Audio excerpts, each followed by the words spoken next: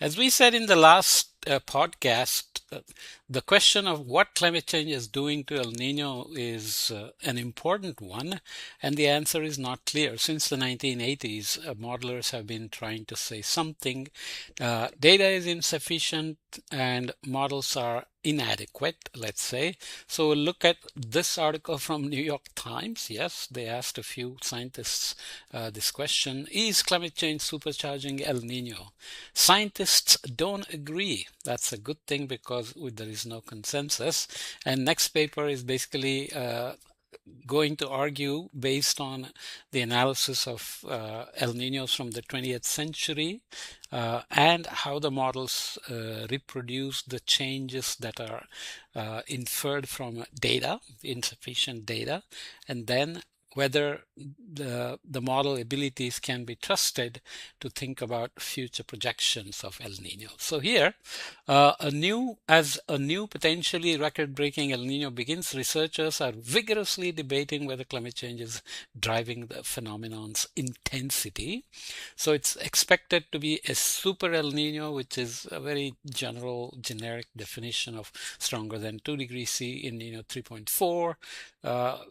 Not always very directly linked to the impact stellar connections, but nonetheless, strong El Ninos make lots of perturbations across the globe, not just in weather and climate, but also in wildfires, dust storms, coral bleaching, fish dying, and so on. Okay, it's a vigorous debate, of course, taking place right now among scientists around the world with far-reaching implications for extreme weather and costly disasters.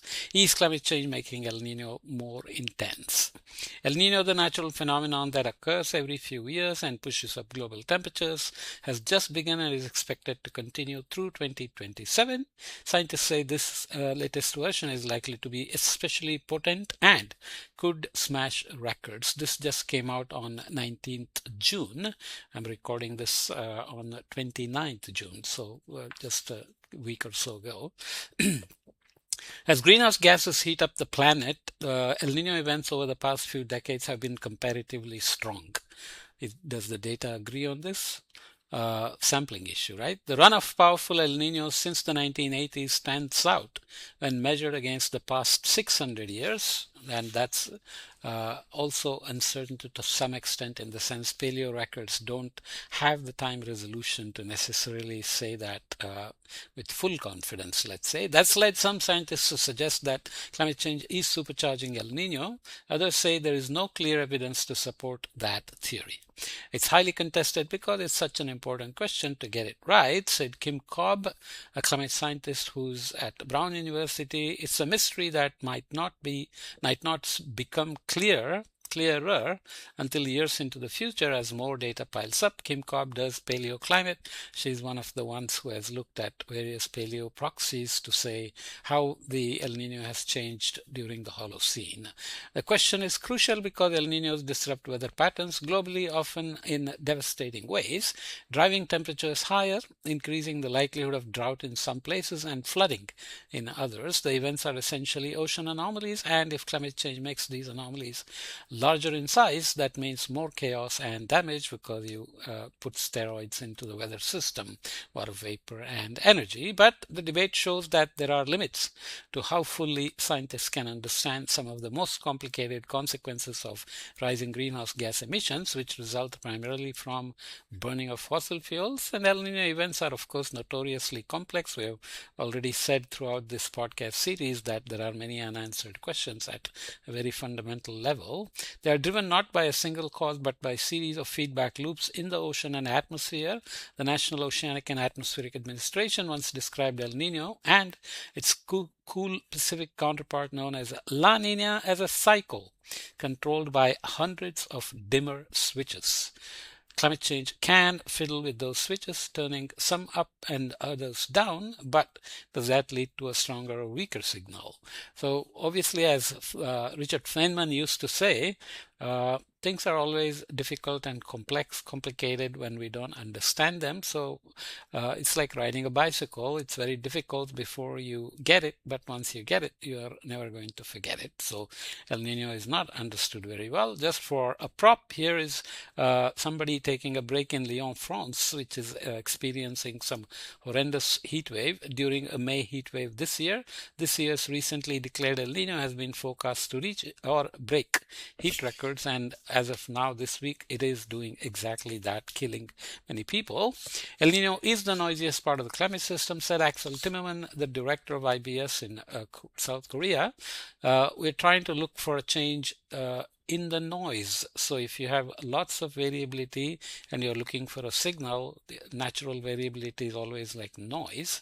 Of 16 scientists who spoke with the Times, 8 said they see a compelling evidence that climate change is likely increasing the intensity of El Nino events. They don't say about frequency or duration. Among them is Michael McFadden, a senior scientist at NOAA, who cautioned that science is very uncertain, but said that development of another strong El Nino this year would be pretty remarkable because we have had 15, 16, 23, 24, and now 26. That's too many close to each other because typically they used to be paced about 15 years.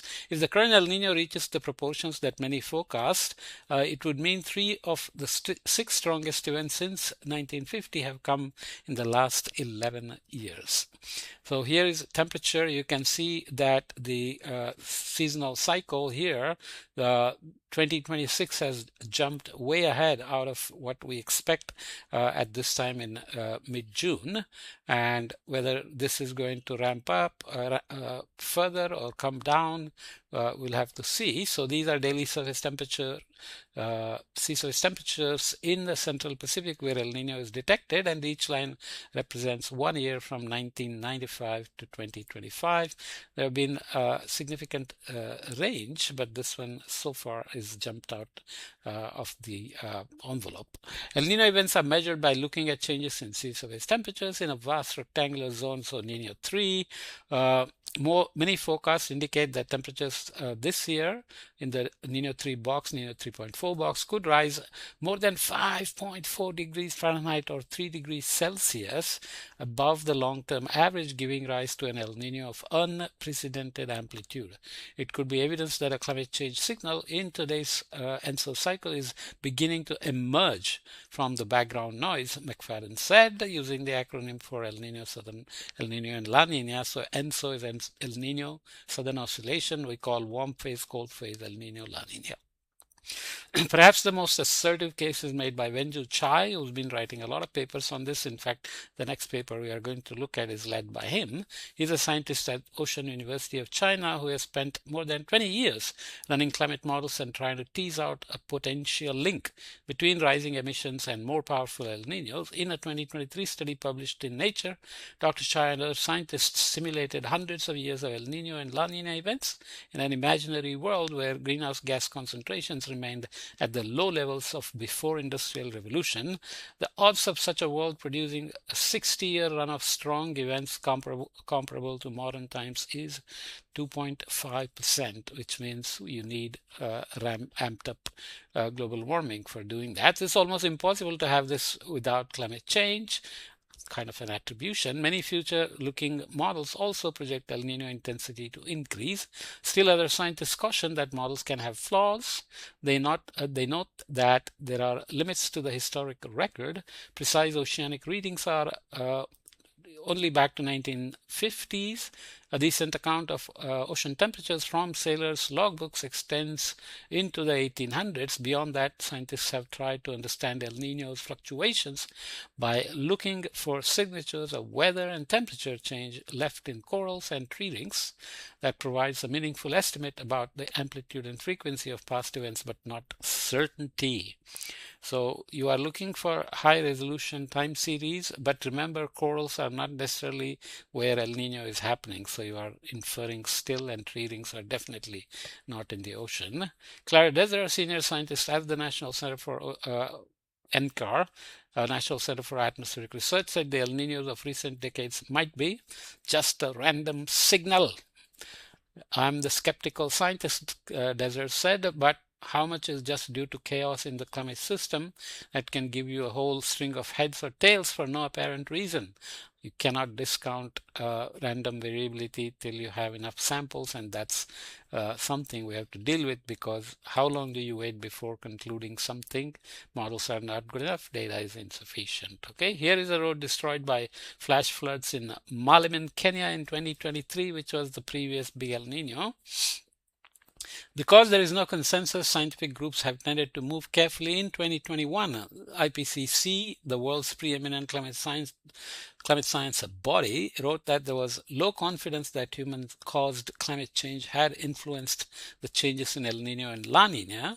Earlier this month, the World Meteorological Organization, in an advisory about the developing El Nino, said there was no evidence that climate change increases the frequency or intensity of El Nino events.